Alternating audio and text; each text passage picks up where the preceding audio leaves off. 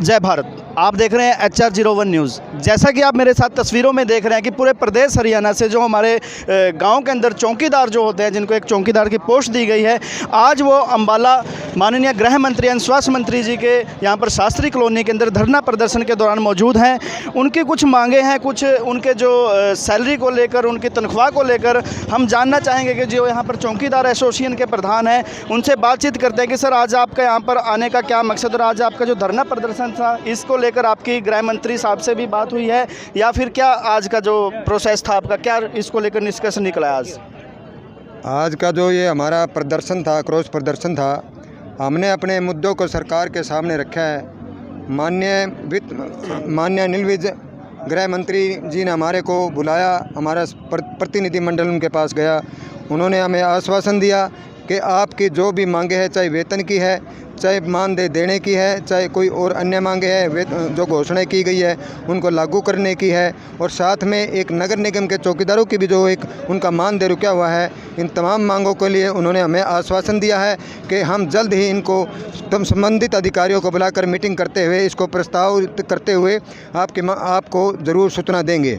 ये आश्वासन देते हुए हमें उन्होंने जो आश्वासन दिया है वो भी हमने इसको शायद स्वीकार किया है, परंतु सरकार के इस रवैये को देखते हुए, क्योंकि पिछले लंबे अरसे से सरकार ने 3.5 साल में ये जो दोनों घोषणाएं भी नहीं लागू की और वेतन की बढ़ोतरी भी जो आज महंगाई के दौर पर नहीं लगाया है, इसके लिए भी आज हम ये संकल्प लेकर जा रहे हैं कि आने वाले कुछ ही समय के बाद ही, महीना 1.5 महीने के बाद भी हम दोबारा से अपने आंदोलन को संघर्ष के रूप में लेते हुए, सदस्यता को बढ़ाते हुए दोबारा से इसको तेज़ करेंगे और सरकार से हम अपनी मांगों मनवाने के लिए आंदोलन को तेज़ करेंगे। क्या क्या मांग है आपकी? जैसे आप आपकी जैसे सैलरी की मांग है, कितनी तनख्वाह अभी सरकार आपको दे रही है और आप कितनी मांग कर रहे हैं उनसे? सरकार हमें 7,000 रुपये मास देती है, जो कि कई बार समय पर भी नहीं मिलता है। हमारी इस महंगाई के दौर पर सरकार से मांग है कि कम से कम 24,000 वेतन दिया जाए, क्योंकि सरकार ये मानती है कि भी चौकीदार का पद इतना एक महत्वपूर्ण पद है कि जिसकी गरिमा बहुत ऊंची है। प्रधानमंत्री भी कहते हैं कि मैं भी एक चौकीदार हूं, मुख्यमंत्री जी भी कहते हैं कि मैं एक चौकीदार हूं, उन्होंने ये भी कहा कि चौकीदार मेरी आंख भी है, नाक भी है, कान भी है। लेकिन आज चौकीदारों के साथ एक ये अन्यायपूर्ण रवैया क्यों बरता जा रहा है? इसके सरकार को चाहिए कि अगर इसका संज्ञान इतना बड़ा है तो चौकीदार पद का, तो इसको कम से कम ऐसा वेतन दे सरकार जो चौकीदार पूरे आज़ादी के तौर पर उस वेतन को लेकर पूरे गांव में तमाम अधिकारियों के साथ पूरा उनका सहयोग करता रहेगा। के एसोसिएशन के प्रधान हैं, वो हमारे साथ मौजूद हैं। आइए उनसे भी जानते हैं जी कि क्या कहना चाहेंगे आज के इस धरने प्रदर्शन को लेकर? ये कहना चाह रहे हैं कि हरियाणा के ग्रामीण चौकीदारों को केवल 7,000 रुपये मिले। ये महंगाई के ज़माने में बहुत कम है। 3.5 साल से कोई बढ़ोतरी नहीं।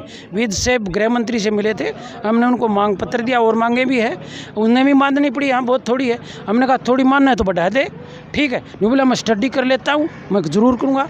मैं जी करो, इसे बात खातिर आए हैं, ठीक है। तो 24,000 कम से कम न्यूनतम वेतन हो हमारा, और छठे महीने महंगाई के अनुसार उसमें जुड़ जाए, जिस तरह और कर्मचारियों का उसका जुड़ते हैं। जो जो महंगाई बढ़े हमारे रुपये जुड़ जाए, एक बात।